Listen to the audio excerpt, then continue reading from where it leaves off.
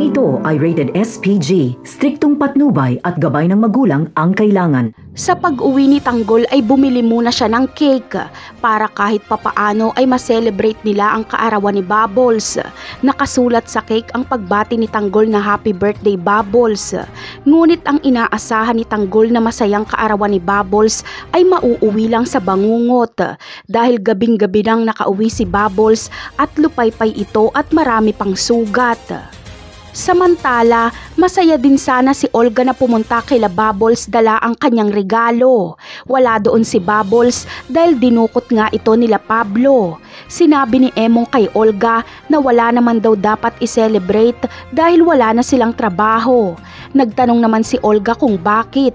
At dito ay sinabi ni Emong na binastos si Bubbles at muntikan ng gahasain ang kanilang boss. At dahil dito daw ay binugbog ni Tanggol ang kanilang boss kaya nasibak sila sa trabaho. Matinding pag-aalala naman ang naramdaman ni Olga kay Bubbles.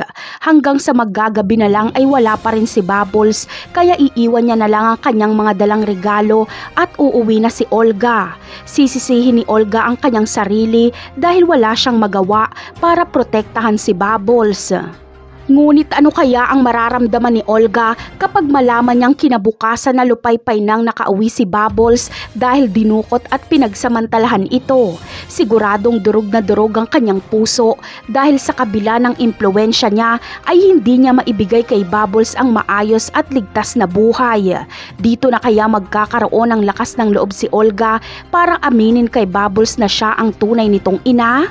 Yan ang aabangan natin sa mga susunod na episode. Paalam!